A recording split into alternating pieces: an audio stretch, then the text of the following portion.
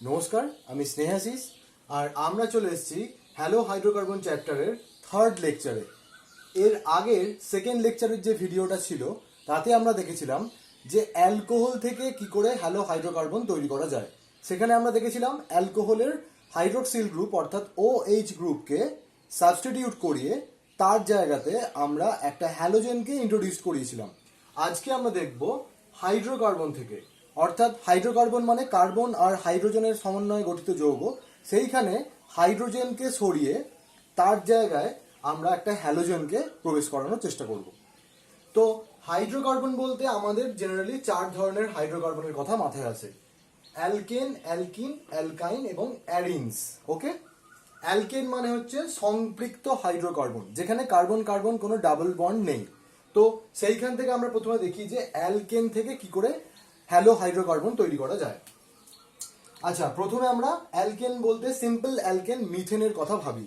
Methane মানে হচ্ছে CH4। ওকে, যদি আরো ব্যাপারটাকে ক্লিয়ারলি আর যদি খুলে লেখা হয়, ওপেন করে লেখা হয়, তাহলে দেখতে পাওয়া যাচ্ছে যে কার্বনের 4টে বন্ডে 4টে হাইড্রোজেন যুক্ত আছে। এতে যদি আমরা ক্লোরিনেশন করতে চাই, মানে হ্যালোজেনেশন হিসেবে আমরা প্রথমে ক্লোরিনেশনই দেখছি। যদি ক্লোরিনেশন করতে হয় তাহলে কি করব? ক্লোরিন দিতে হবে, chlorine gas in presence of Sunlight.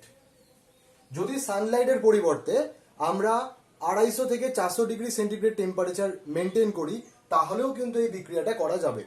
এখন এখানে সানলাইট দেওয়া বা 250 থেকে 400 ডিগ্রি সেন্টিগ্রেড টেম্পারেচার দেওয়ার কারণটা কি? কারণটা একবার দেখে নেওয়া যাক। সেটা হচ্ছে ক্লোরিনের সাথে, মানে ক্লোরিন গ্যাসে, এটা একটা ডাই অ্যাটমিক গ্যাস, ক্লোরিনের সাথে ক্লোরিনের একটা সিঙ্গেল বন্ড রয়েছে এবং ক্লোরিনের ওপরে কতগুলো আরো 6টা লোন পেয়ার রয়েছে। তো এত কাছাকাছি দূরত্বের মধ্যে লোন পেয়ার থাকার জন্য প্রচন্ড পরিমাণে লোন পেয়ার রিপালশন হচ্ছে।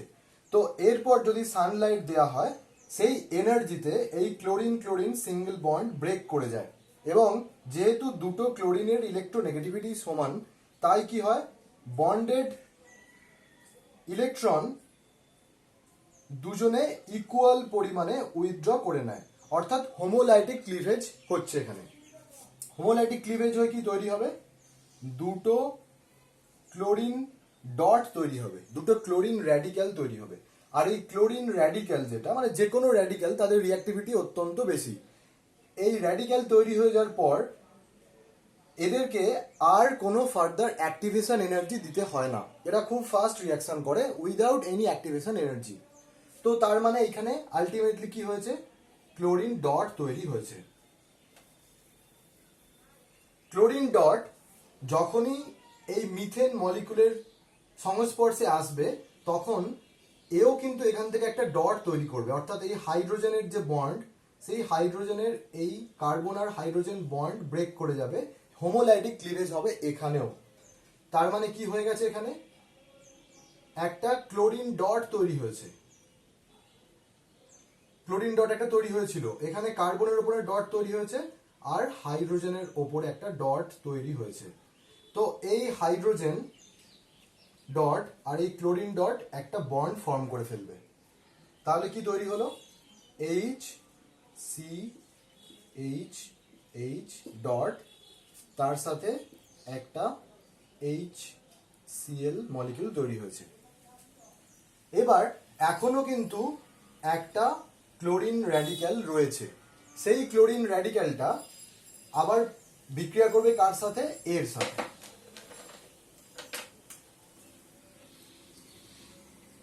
এখানে একটা ক্লোরিন ডট এর সাথে বন্ড তৈরি করছে। ওকে,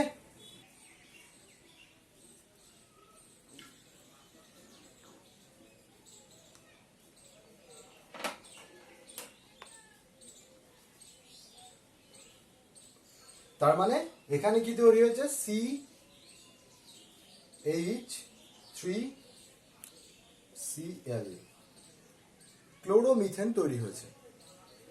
তো এখন মিডিয়ামে যদি বেশি পরিমাণে ক্লোরিন থাকে, তাহলে আবার ক্লোরিন ডট তৈরি হবে এবং সেখান থেকে আরেকটা হাইড্রোজেনকে সাবস্টিটিউট করে আরেকটা ক্লোরিন ঢুকবে। মানে এই বিক্রিয়াটা যদি ফার্দার প্রসিড করে, মানে আবার যদি Cl2 in presence of H new Sunlight দেওয়া হয়, তাহলে কি তৈরি হবে? CH2Cl2। আমরা এখানে শুধু এই মেইন প্রোডাক্টটা দেখাচ্ছি, প্রতিটা স্টেপে কিন্তু একটা করে HCl তৈরি হবে, সেটা আমরা লিখছি না। ওকে, তারপর আরো ফার্দার যদি Cl2H নিউ দেওয়া হয়, তাহলে কি তৈরি হবে? CHCl3 এবং পরের স্টেপে CCl4 তৈরি হচ্ছে। Carbon tetrachloride, chloroform, dichloromethane, chloromethane, এইভাবে চলতে থাকছে। এখন যদি বিক্রিয়াটাকে আমরা বেশি পরিমাণে মোনো সাবস্টিটিউটেড হ্যালো হাইড্রোকার্বন তৈরি করতে চাই, তাহলে সিম্পলি এই মিথেনের পরিমাণ বাড়াতে হবে এবং ক্লোরিনের পরিমাণ কমাতে হবে, তাহলে এটা ফার্স্ট স্টেজেই ম্যাক্সিমাম প্রোডাক্ট দেবে। ওকে, এখন দেখা যাক এই বিক্রিয়াটা যদি আমরা করতে চাই, অর্থাৎ আমরা প্রোপেন নিয়েছি, এন প্রোপেনে আমরা হ্যালোজেনেশন করতে চাইছি, তাহলে কোন, এই যেখানে হাইড্রোজেনগুলো রয়েছে, তো কোন হাইড্রোজেনটা সাবস্টিটিউট করে ক্লোরিনটা ঢুকবে সেটা আমরা একটু দেখার চেষ্টা করি। এখানে এই যে দুটো, এই যে তিনটে ছটা হাইড্রোজেন রয়েছে, এই হাইড্রোজেন গুলো কিন্তু কেমিক্যালি ইকুইভ্যালেন্ট, এরা সেম টাইপের হাইড্রোজেন, মানে এরা প্রাইমারি হাইড্রোজেন। ওকে, কিন্তু এই হাইড্রোজেনটা, এই যে দুটো হাইড্রোজেন রয়েছে, এটা হচ্ছে সেকেন্ডারি হাইড্রোজেন। তো আমরা জানি যে র্যাডিক্যালের স্টেবিলিটি কিরকম হয়। র্যাডিক্যালের স্টেবিলিটি সবসময় আমরা কি জানি, র্যাডিক্যাল বা কার্বোকার্বন দুজনের স্টেবিলিটি মোটামুটি সেম অর্ডারের।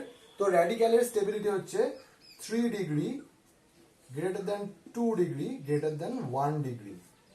ওকে, তার মানে প্রাইমারি র্যাডিক্যালের তুলনায় সেকেন্ডারি র্যাডিক্যালের কিন্তু স্টেবিলিটি বেশি।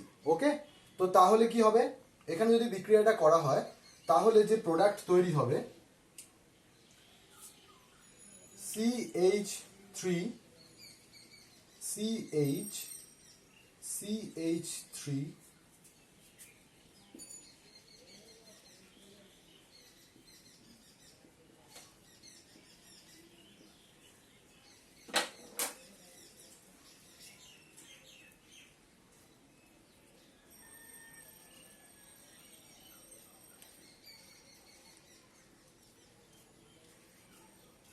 এই দুটো প্রোডাক্টই তৈরি হবে। ওকে, কিন্তু যেহেতু এটা সেকেন্ডারি র্যাডিক্যাল তৈরি হয়েছিল, তাই এটা মেজর পরিমাণে তৈরি হবে, মানে এটা হবে 55% আর এটা হবে 45%। ওকে, তো এবার যদি আমরা ক্লোরিনের পরিবর্তে ব্রোমিনকে ইউজ করি, যেহেতু আমরা জানি ব্রোমিনের রিঅ্যাক্টিভিটি কম ক্লোরিনের তুলনায়, অর্থাৎ ব্রোমিনের নির্বাচন ক্ষমতা অর্থাৎ সিলেক্টিভিটি বেশি, সেই জন্য কি হবে, সেই জন্য এই যে পার্সেন্টেজ রেশিওটা ছিল সেইটা আরো অনেক প্রমিনেন্ট হয়ে যাবে। অর্থাৎ এই যে প্রোডাক্টটা তৈরি হচ্ছে CH3CH,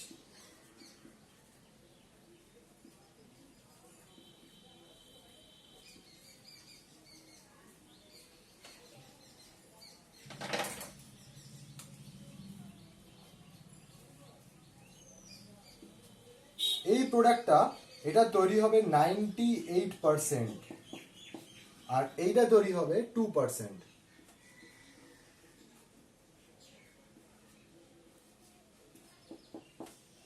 তার মানে ব্রোমিনের সিলেক্টিভিটি অনেক বেশি ক্লোরিনের তুলনায়। ওকে, দাঁড়াও, এখন আমরা একটা অ্যালকিন নিয়েছি, অ্যালকিন মানে কার্বন কার্বন ডাবল বন্ড আছে, তো এই অ্যালকিনে আমরা ব্রোমিনেশন করতে চাইছি। তাহলে এখন আমাদের প্রশ্ন হলো, এইখানে যে হাইড্রোজেনগুলো রয়েছে, এই হাইড্রোজেনগুলোর মধ্যে থেকে কোন হাইড্রোজেনটা সাবস্টিটিউট হবে। ওকে, তো এখানে একটা কথা বলে রাখি, এই যে কার্বন মানে ডাবল বন্ডের সাথে অ্যাটাচড, ডিরেক্টলি অ্যাটাচড যে কার্বনটা রয়েছে ফার্স্ট, মানে আলফা কার্বন, এটাকে বলা হয় অ্যালাইলিক কার্বন। এই পজিশনটাকে অ্যালাইলিক পজিশন বলে। এইখানে যদি র্যাডিক্যাল তৈরি হয় সেই র্যাডিক্যালের স্টেবিলিটি অনেক বেশি হয়। একটু আগে আমরা বললাম যে 3 ডিগ্রি কার্বোক্যাটায়নের স্টেবিলিটি 2 ডিগ্রির চেয়ে বেশি, আবার 2 এর স্টেবিলিটি 1 ডিগ্রি কার্বোক্যাটায়নের চেয়ে বেশি। কিন্তু আরেকটা কথা বলা হয়নি, সেটা হচ্ছে 3 ডিগ্রির চেয়েও অ্যালাইলিক বা বেঞ্জাইলিক বা অ্যালাইলিক,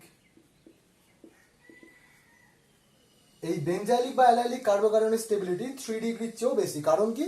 এরা রেজোনেন্স স্টেবিলাইজড হয়। এখন আমরা এই ব্যাপারটাকে লিখে দেখার চেষ্টা করি যে কি করে রেজোনেন্স স্টেবিলাইজড হচ্ছে।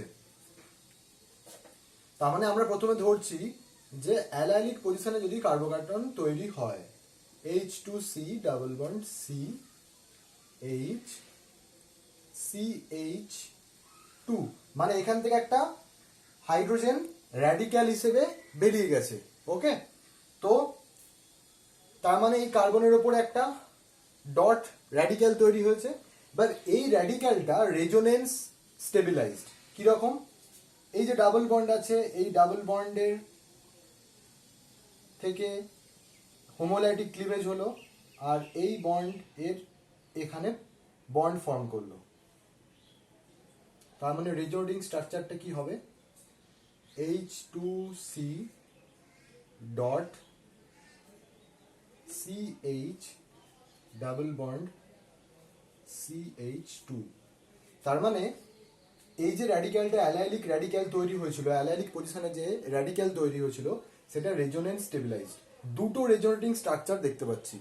তার জন্য এটার স্টেবিলিটি 3 ডিগ্রি কার্বোক্যাটায়নের চেয়েও বেশি। তার জন্য কি হবে বিক্রিয়াটা? যে সাবস্টিটিউশনটা হবে সেটা অ্যালাইলিক পজিশনে হবে। অর্থাৎ প্রোডাক্ট যেটা হবে সেটা হচ্ছে H2C ডাবল বন্ড CH2Br। এটা অ্যালাইলিক পজিশন। তার মানে ব্রোমিন অ্যাডিশন যেটা হবে থ্রু র্যাডিক্যাল পাথওয়ে, সেটা অ্যালাইলিক পজিশনে হবে। এখানে আমরা টলুইন নিয়েছি, টলুইনের ব্রোমিনেশন করতে চাইছি। তাহলে কোথায় ব্রোমিনটা ঢুকবে? হাইড্রোজেন কোন হাইড্রোজেনটাকে সরাবে? এখানে আমরা জানি এর প্রতিটা পজিশনেই একটা করে হাইড্রোজেন রয়েছে।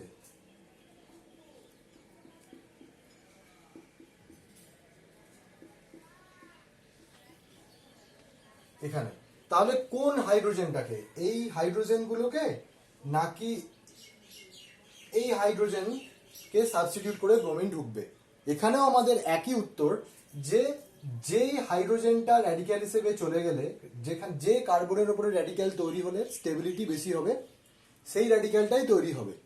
তার মানে আমরা আগের ক্লাসে বলেছিলাম যে যদি ফিনাইল রিংয়ের সাথে সরাসরি কোনো কার্বন লেগে থাকে, অর্থাৎ এই যে আলফা কার্বন, এই আলফা কার্বনটাকে বলা হয় বেঞ্জাইলিক কার্বন।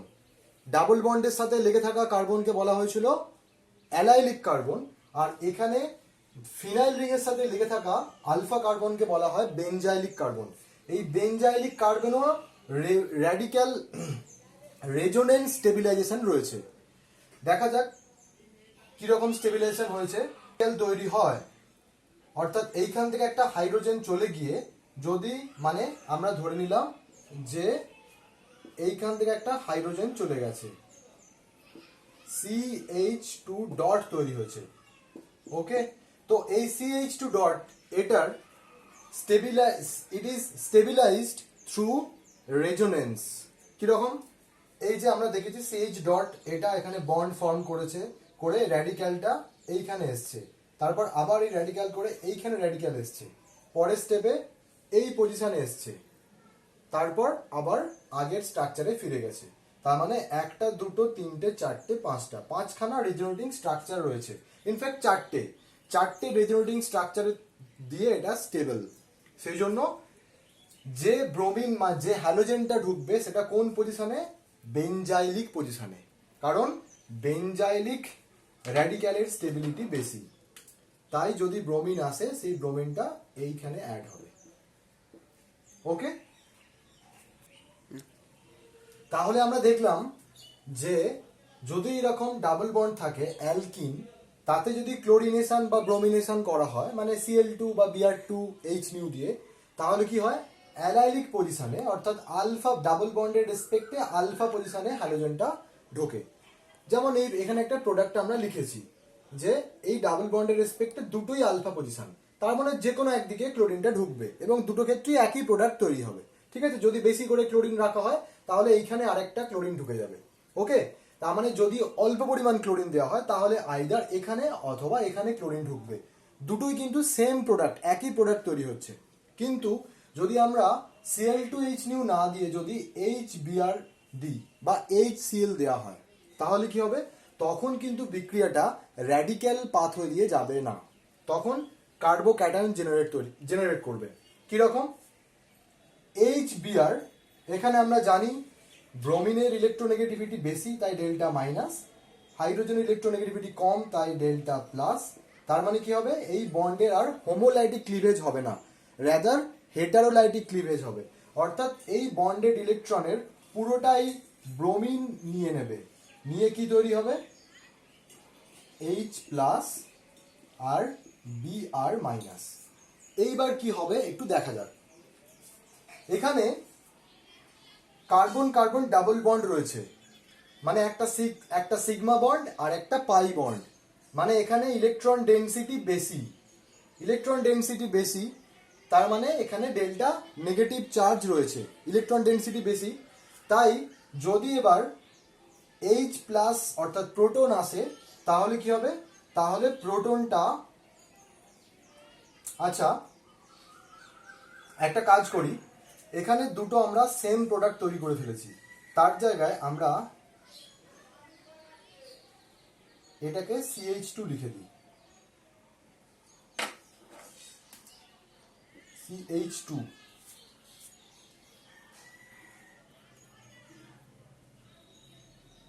ওকে, তার মানে এখানে একটাই আলফা পজিশন, ক্লোরিন এক জায়গাতেই ঢুকবে, আলফা পজিশনে ঢুকবে।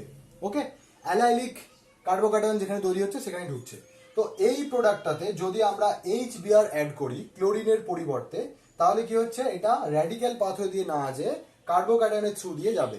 কিরকম, এখানে ইলেকট্রন ডেনসিটি বেশি, যদি প্রোটন মানে ইলেকট্রন ডেফিসিয়েন্ট কোনো কিছু আসে তাহলে এরা ইলেকট্রন একে ডোনেট করবে, করে কি তৈরি হবে,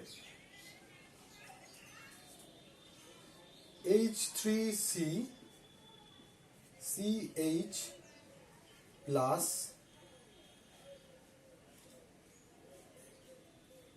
CH2 আর এই হাইড্রোজেনটা এই কার্বনের সাথে লেগেছে।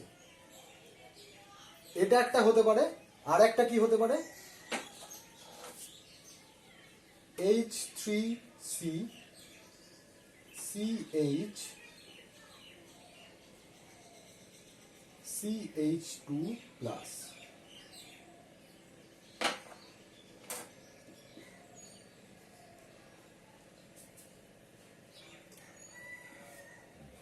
এই দুটো প্রোডাক্ট তৈরি হতে পারে, কিন্তু কোন প্রোডাক্টটা মেজর তৈরি হবে সেটা আমরা দেখি। এই যে কার্বোক্যাটায়নটা তৈরি হয়েছে এটা হচ্ছে প্রাইমারি কার্বোক্যাটায়ন, আর এখানে যে কার্বোক্যাটায়নটা তৈরি হচ্ছে এটা হচ্ছে সেকেন্ডারি কার্বোক্যাটায়ন। সেকেন্ডারি কার্বোক্যাটায়নের স্টেবিলিটি প্রাইমারি কার্বোক্যাটায়নের চেয়ে বেশি, আবার 3 ডিগ্রি কার্বোক্যাটায়নের স্টেবিলিটি 2 ডিগ্রির চেয়ে বেশি। আবার যদি আমরা অ্যালাইলিক বেঞ্জাইলিক বলি তাহলেও একই ব্যাপার। তো তাহলে এই কার্বোক্যাটায়নটা স্টেবল কেন বেশি, তার কারণ হচ্ছে দেখতেই পাচ্ছি দুটো গ্রুপ আছে যারা প্লাস আই এফেক্ট দিয়ে এই কার্বনের ইলেকট্রন ডেফিসিয়েন্সিকে কমানোর চেষ্টা করছে, আর এখানে শুধুমাত্র একটা গ্রুপ প্লাস আই দিচ্ছে, সেই জন্য এই কার্বোক্যাটায়নটা বেশি স্টেবল। অন্যভাবে হাইপার কনজুগেশন দিয়ে বলা যেতে পারে, এখানে তিনটে 6টা আলফা হাইড্রোজেন রয়েছে, এগুলো আলফা কার্বন, 6টা আলফা হাইড্রোজেন রয়েছে, তার মানে এর 6টা হাইপার কনজুগেটিভ স্ট্রাকচার হবে। আর এখানে দুটো আলফা হাইড্রোজেন, তার মানে দুটো আলফা হাইপার কনজুগেটিভ স্ট্রাকচার হবে, তার মানে এ বেশি স্টেবল। তাহলে এই কার্বোক্যাটায়নটাই মেজর পরিমাণে তৈরি হবে, বেশি পরিমাণে এই কার্বোক্যাটায়ন তৈরি হবে। তো কার্বোক্যাটায়ন তৈরি হলো, এর পরের স্টেপে বাকি রয়েছে ব্রোমিন Br মাইনাস, যে নিউক্লিওফাইল হিসেবে কাজ করবে, অর্থাৎ এই ব্রোমিন মাইনাস গিয়ে এই কার্বনে অ্যাটাক করবে, করে H3C CH CH3 Br, এটাই মেজর প্রোডাক্ট হবে। আর এইখানে যদি ব্রোমিন অ্যাড হয় সেটা মাইনর প্রোডাক্ট, অর্থাৎ কম পরিমাণে তৈরি হবে। H3C CH2 CH2 Br, এটা মাইনর, অর্থাৎ কম পরিমাণে তৈরি হবে, এটা মাইনর প্রোডাক্ট। তাহলে এইটা দেখা গেল মেজর প্রোডাক্ট হয়ে গেল। এখানে একটা কথা বলার আছে, এই যে প্রোডাক্টটা তৈরি হলো এটাকে বলা হচ্ছে মার্কোনিকভ প্রোডাক্ট। ওকে, মার্কোনিকভ প্রোডাক্ট এইটাকে বলা হচ্ছে। এটা মনে রাখার একটা সহজ নিয়ম হচ্ছে, দেখো যেই কার্বনটাতে দুটো হাইড্রোজেন ছিল সেখানেই আরেকটা হাইড্রোজেন অ্যাড হয়েছে, আর যেখানে কম হাইড্রোজেন ছিল সেখানে হাইড্রোজেন অ্যাড হয়নি, সেখানে ব্রোমিন অ্যাড হয়েছে। অর্থাৎ মনে রাখার সহজ উপায় হিসেবে বলা যেতে পারে যে তেলা মাথায় তেল দেওয়া হলো, এর দুটো হাইড্রোজেন ছিল সেখানেই আরেকটা হাইড্রোজেন ঢুকলো, তেলা মাথায় তেল দিল। ঠিক আছে, তার মানে মার্কোনিকভ প্রোডাক্ট মানে সহজ কথায় তেলা মাথায় তেল। ওকে, এবার যদি এটাকে আমি উল্টো করতে চাইতাম, অর্থাৎ এই প্রোডাক্টটাকে আমি যদি বেশি পরিমাণে তৈরি করতে চাইতাম তাহলে কি করতে হতো, তাহলে HBr এর সাথে আমাকে একটা পার অক্সাইড অ্যাড করতে হতো। পার অক্সাইড মানে হাইড্রোজেন পার অক্সাইড দিতে পারতাম আমি, HOOH, হাইড্রোজেন পার অক্সাইড, বা অন্য যে কোনো জৈব পার অক্সাইড, যেমন মেটাক্লোরো পার বেঞ্জোইক অ্যাসিড MCPBA। মেটাক্লোরো পার বেঞ্জোইক অ্যাসিড মানে হচ্ছে এই যে বেঞ্জিন, তার মেটা পজিশনে এটা একটা বেঞ্জোইক অ্যাসিড। পার বেঞ্জোইক অ্যাসিড মানে কি, অক্সিজেন অক্সিজেন সিঙ্গেল বন্ড রয়েছে, COOH বেঞ্জোইক অ্যাসিড, সেখানে অক্সিজেন অক্সিজেনের সিঙ্গেল বন্ড মানে আরেকটা অক্সিজেন এক্সট্রা, এটাকে বলা হচ্ছে পার বেঞ্জোইক অ্যাসিড।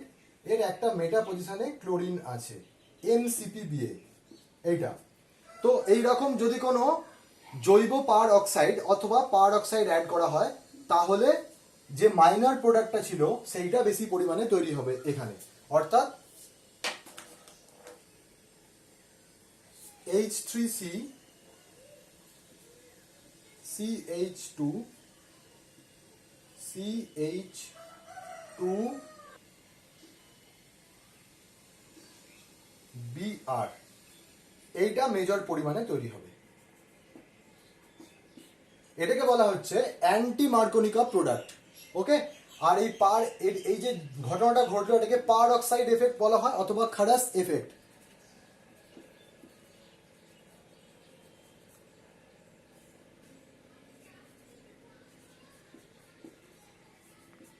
খারাস এফেক্ট বা পার অক্সাইড এফেক্ট বলা হয়। ওকে, এখানে পার অক্সাইড এফেক্টের কারণ হলো এই যে অক্সিজেন অক্সিজেন সিঙ্গেল বন্ড রয়েছে, এখানেও কিন্তু অক্সিজেনের উপরে লোন পেয়ার রয়েছে, তাই এই বন্ড খুব আনস্টেবল বন্ড। এখানে হোমোলাইটিক ক্লিভেজ হয়, তাই কি হয়, এই বন্ড ভেঙে গিয়ে আবার র্যাডিক্যাল তৈরি হয়।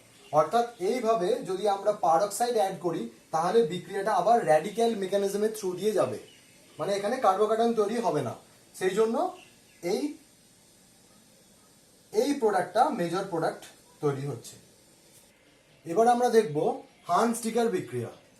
হান্স-ডিকার বিক্রিয়াতে কার্বক্সিলিক অ্যাসিড অর্থাৎ আর এই গ্রুপটা CH3 এর জায়গায় CH3 CH2 CH2 করে এই চেনটাকে আমরা বাড়াতে পারি, এটাকে অ্যালকিল গ্রুপ বলা হয়। অর্থাৎ কোনো একটা কার্বক্সিলিক অ্যাসিড মানে RCOOH, সেই কার্বক্সিলিক অ্যাসিডের সিলভার লবণ, অর্থাৎ H+ চলে গিয়ে তার জায়গায় Ag+ রয়েছে, অর্থাৎ silver salt of any carboxylic acid. তো কার্বক্সিলিক অ্যাসিডের সিলভার সল্টকে যদি Br2 in CCl4 দিয়ে রিফ্লাক্স করা হয় তাহলে কি তৈরি হবে, CH3 C এটা তৈরি হবে CH3 Br plus CO2 plus AgBr।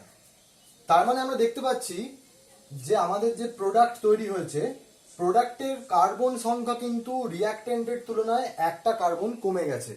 সেই কার্বনটা কার্বন ডাই অক্সাইড হিসেবে বেরিয়ে চলে যাচ্ছে।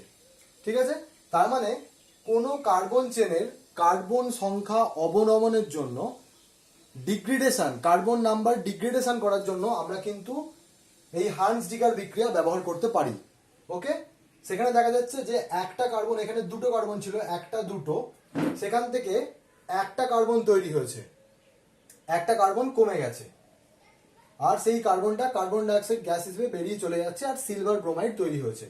এখানে যদি আমরা ব্রোমিনের পরিবর্তে ক্লোরিন নিতাম তাহলে CH3Cl তৈরি হতো, কার্বন ডাইঅক্সাইড বেরিয়ে চলে যেত, আর এখানে AgCl তৈরি হতো। ঠিক আছে, কিন্তু যদি ব্রোমিনের পরিবর্তে আমরা আয়োডিনকে নিই, ক্লোরিন ব্রোমিনের পরিবর্তে যদি আয়োডিনকে ইউজ করি, তাহলে কিন্তু এই হান্স-ডিগার বিক্রিয়া আর হবে না।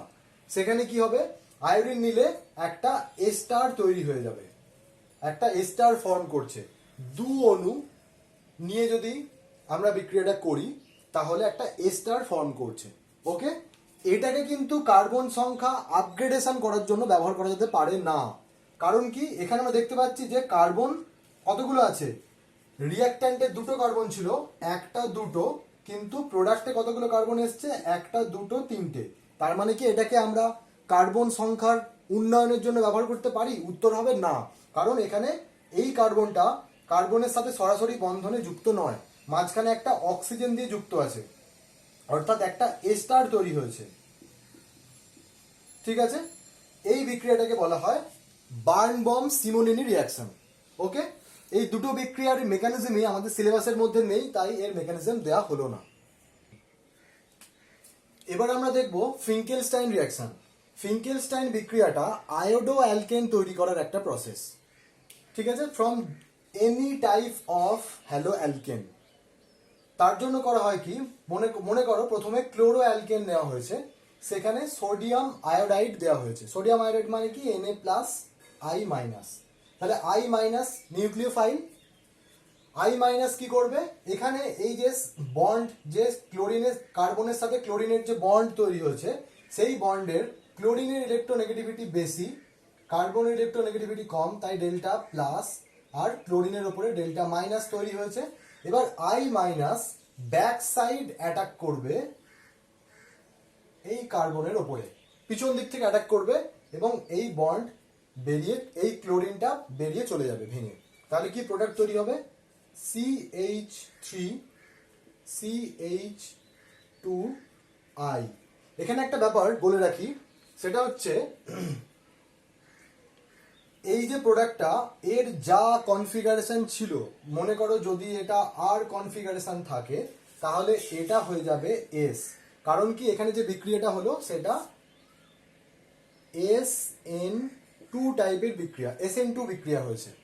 ঠিক আছে, SN2 বিক্রিয়া মানে ব্যাক সাইড অ্যাটাক, আর তার জন্য কনফিগারেশন চেঞ্জ হয়ে যাবে, আর থাকলে S হয়ে যাবে, S থাকলে R হয়ে যাবে। ওকে, সিমিলারলি ব্রোমিনকে যদি এরকম যদি ব্রোমো অ্যালকেন নেওয়া হয়, সেখানেও এটা দিলে অ্যাসিডন মিডিয়ামের মধ্যে একটু হিট করা হচ্ছে, তাহলে কি তৈরি হয়ে যাবে, CH3CH2I প্লাস NaBr। এখানে আয়োডিন কেন ব্রোমিনকে রিপ্লেস করতে পারলো, তার কারণ হিসেবে বলা যেতে পারে যে আয়োডিন হচ্ছে I-, সে খুব ভালো নিউক্লিওফাইল অ্যাজ ওয়েল অ্যাজ খুব ভালো লিভিং গ্রুপ। মানে কার্বন আর আয়োডিনের যে বন্ড, সেই বন্ড খুব বেশি স্টেবল না। কারণ কি, আয়োডিনের সাইজ অনেক বড়, তাই বন্ডের স্টেবিলিটি কম। কিন্তু যেহেতু আয়োডিন খুব ভালো নিউক্লিওফাইল, তাই ও I- সহজেই এই কার্বনকে, ডেল্টা প্লাস চার্জ যুক্ত কার্বনকে ব্যাক সাইড অ্যাটাক করবে এবং এই বন্ড ব্রেক করে দেবে, দিয়ে কি তৈরি হবে, আয়োডো অ্যালকেন। আয়োডো অ্যালকেন তৈরি করার এটা একটা গুরুত্বপূর্ণ পদ্ধতি। Thank you.